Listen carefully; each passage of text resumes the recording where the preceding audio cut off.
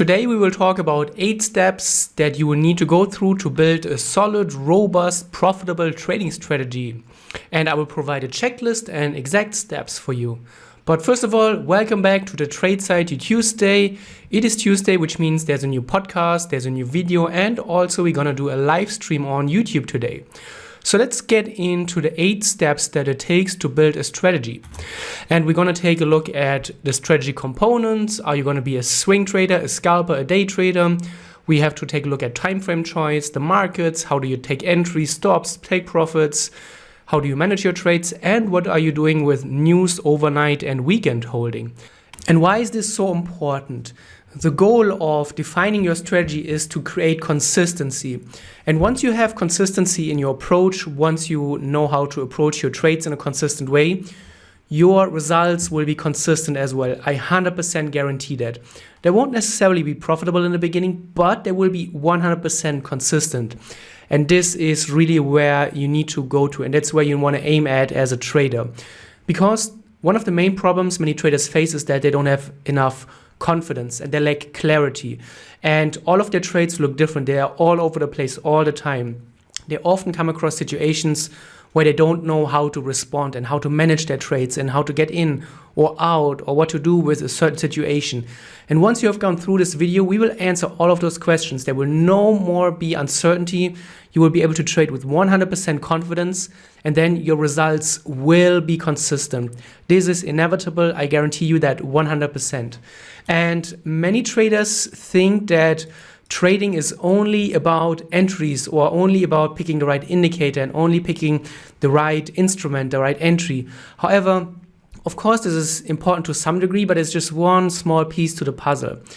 Trading and having a robust trading approach is really a complex construct where you need to look at, okay, the strategy types, the time frames, how do you take entries, where do you put your stops on different instruments, when does your stop loss approach vary, how do you exit your trades, when do you exit your trades, how do you manage your trades, how do you deal with news events, weekend holding or overnight holding.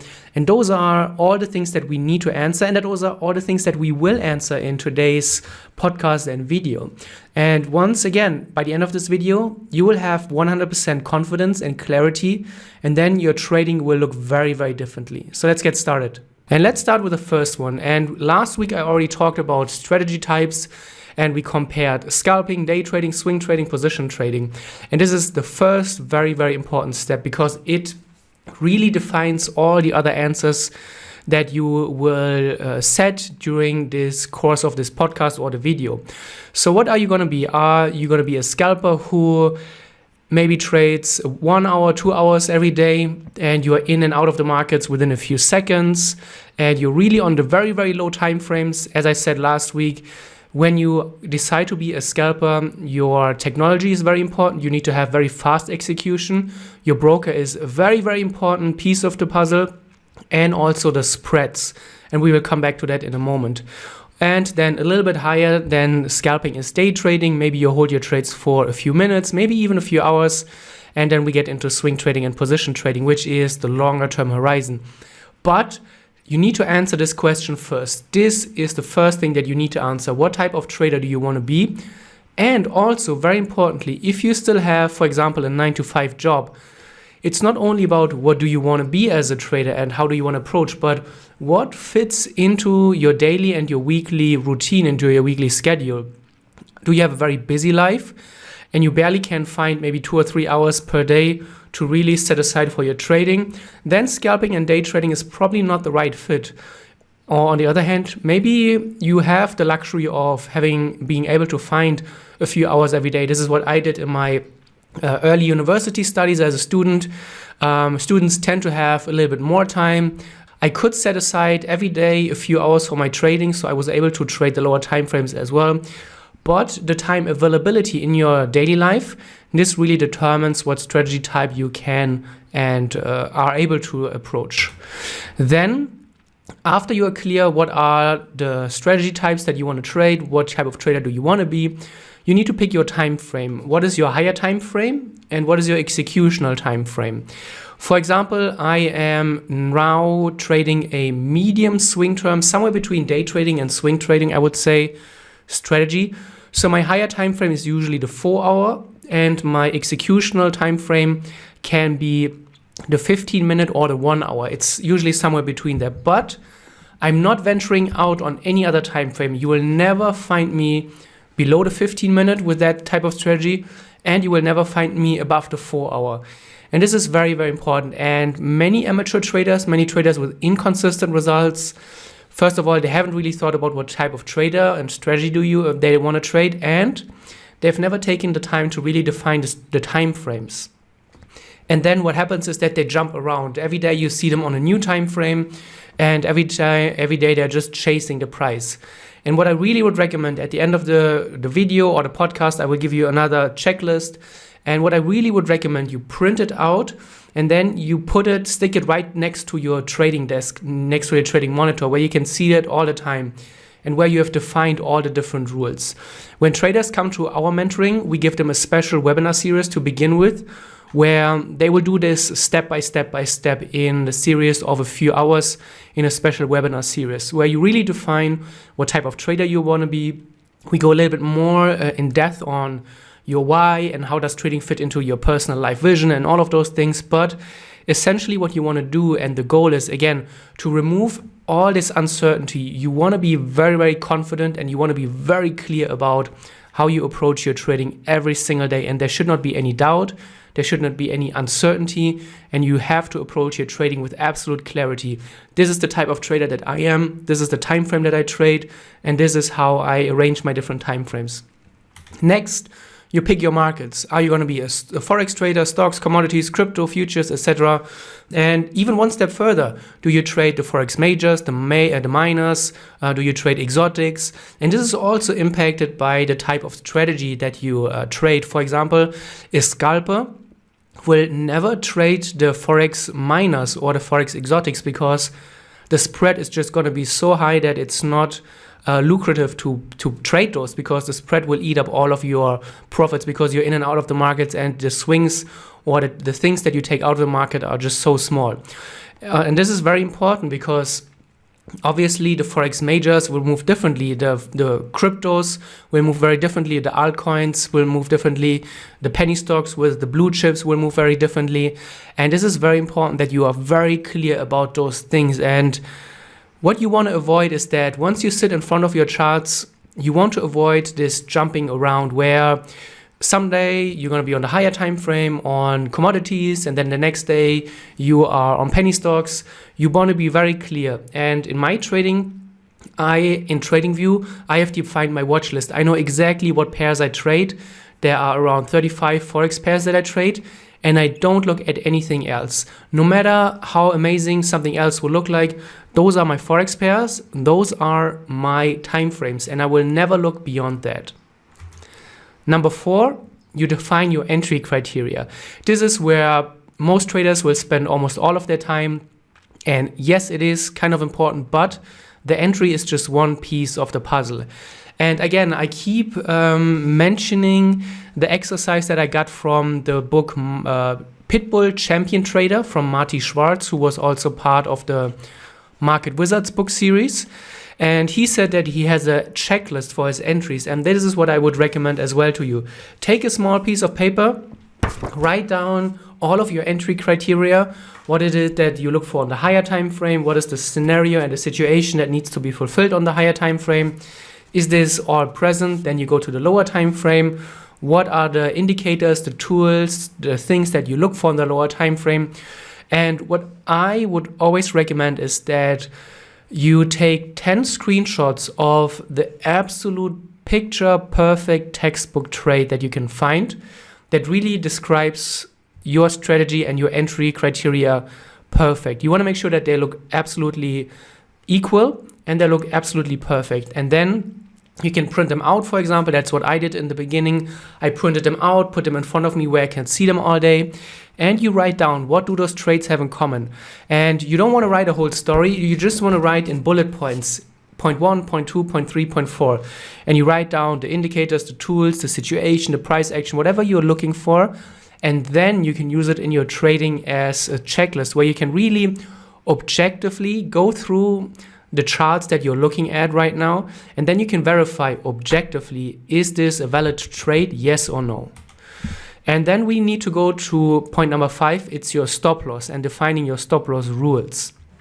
Because this is very important, and I mentioned in a previous video, your stop loss, the way you set your stop loss will control your win rate, your reward to risk ratio, the size of your winners and the size of your losers. This is very, very important.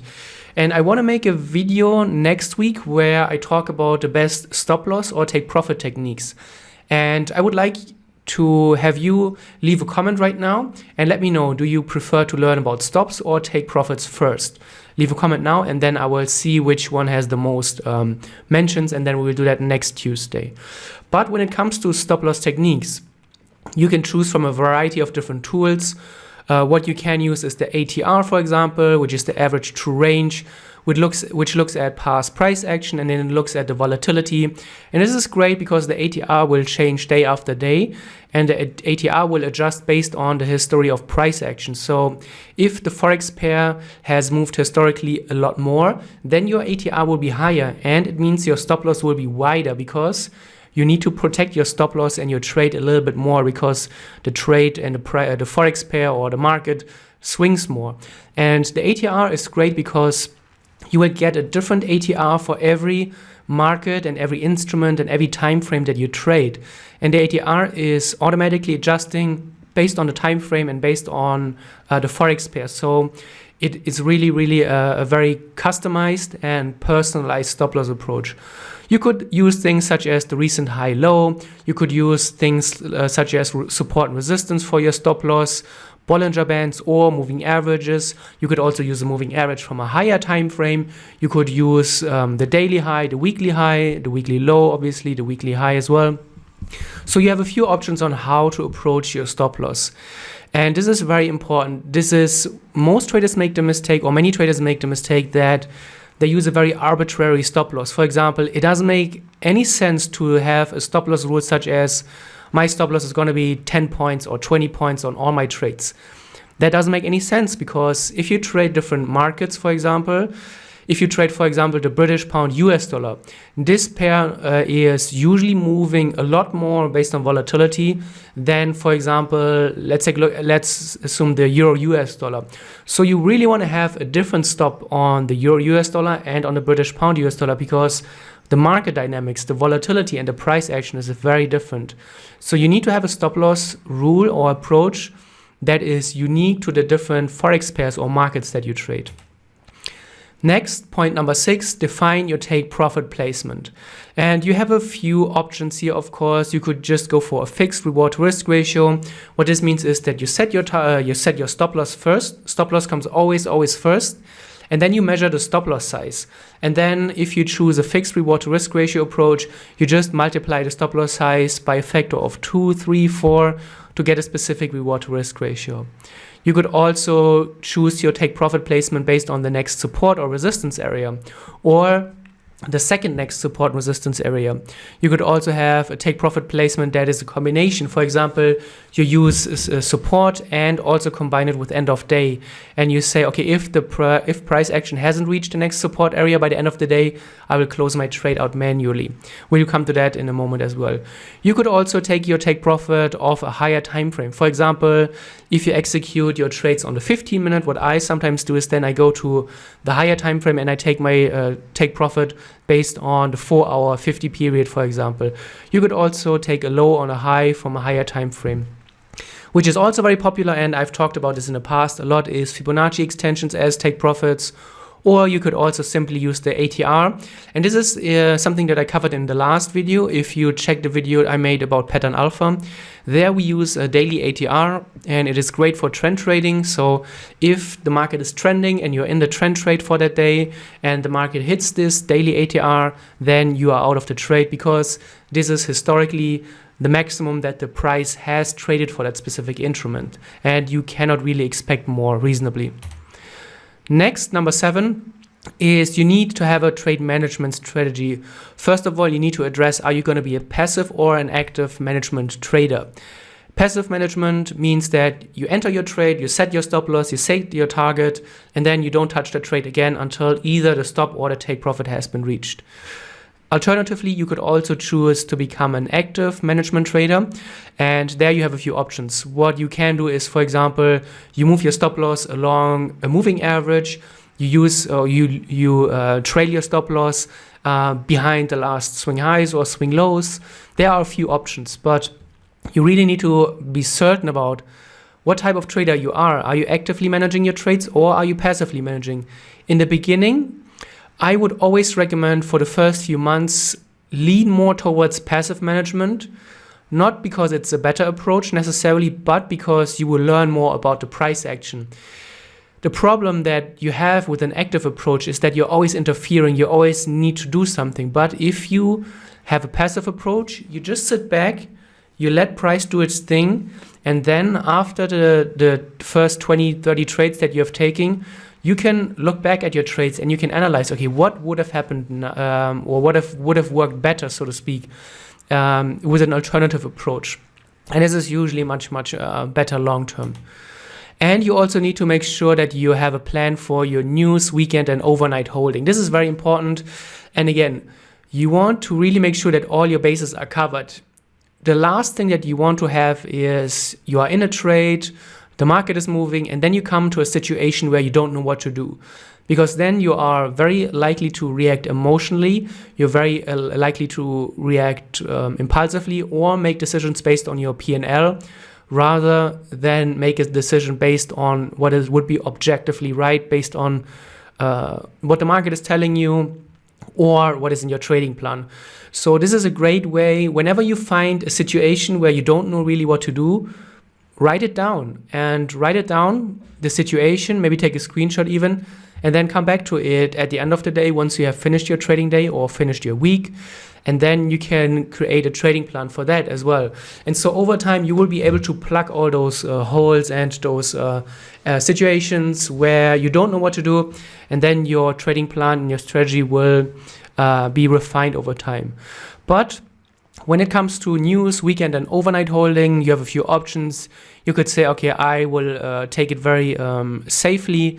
I will just close my trades before the news event or before the weekend or before the overnight end of the day. You could also say, okay, I'm going to take partial profits. And then you have to define, and you have to go one step further. How much are you going to close your trade? Are you going to close 50%, 80%, 20%? That's really important. Because again, you want to have a consistent approach. You want to make sure that all of your trades have the same base for decision making, because then later you can come back to your journal and analyze, okay, what worked well and what didn't. If your trades are all over the place and you are applying different rules and criteria to all of your trades, then it's very, very hard later on to find a common theme among your trades, and then to find out how do you actually get better and what works and what didn't. You could also say, I'm going to tighten my stop loss. Maybe I'm going to move my stop loss 50% towards my entry. So I'm going to close the distance halfway of my stop loss to my entry. Or you could say you move it to break even. Or you could say you move it to a place where the trade is in profits. Or you could say also something that is not often talked about. You could also gamble on your news trade, for example, and you could say, okay, I'm going to extend my target, and I want to make sure that if I have this news exposure, which is more risky, I want to make sure that I get rewarded for if the news are in my favor. And you could say, okay, I'm going to extend my target, I'm going to double my target distance now, and then if the news is in your favor, you will get rewarded when you hit this big move. This is also an option, not often talked about, but you need to be really clear about everything that is available to you.